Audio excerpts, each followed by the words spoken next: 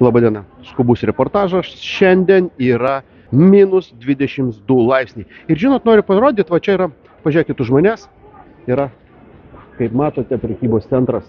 Nu, ir aš norėčiau jums pastebėti, šokas, skandalas yra tame, kad tai yra sankcijos. Nu, sankcijos arba Čiulpauskinių Respublika, viena kita trečia nori įveikti štai Rusiją. Pažiūrėkit, koks atrodo tai centras. Kaip jūs matot, ko jiems trūksta? Kažkaip, matot, ne? Ir beje, tarp kitko, žinokit, labai gražus, liekni, kultūringi žmonės. Taip kad pirmin daugiau sankcijų ir mes nugalėsim. Tęsinys, metro ar muziejus, pagrindinis klausimas. Ir štai žiūrėkit, va jums iškaba.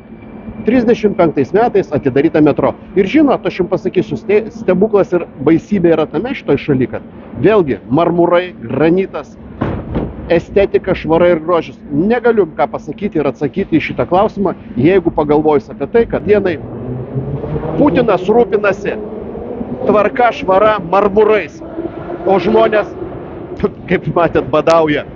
Manau, kad mes jį veiksim. Nežinau, ar pas mus yra tokios technologijos, tiesa, ir tokios metro stotis. Juk Zuokas norėjo pastatyti, o jam neleido. Padrikos mintis.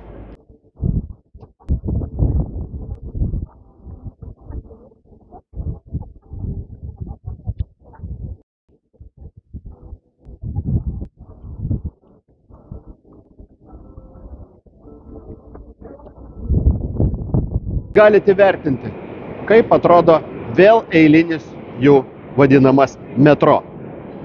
Šviestuvai.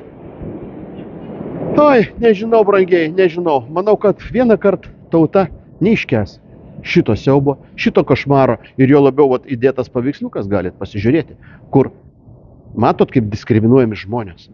Kad turite užleisti. Tik diktatorius gali pasakyti ir liepti užleisti kažkam vietas. Tik diktatorius. Tokioj šaly kaip šita. Tik tais segreguoti ir diskriminuoti žmonės galima šitoj šaly. Pažiūrėkit, reikia senukams užleisti vietas. Taigi invalidai gali įsižeisti. O nėščios moteris. Ką? Jie net nežino, kad ne tik moteris gali būti nėščios, brangiai. Moteris žodis, ištisai seksizmas.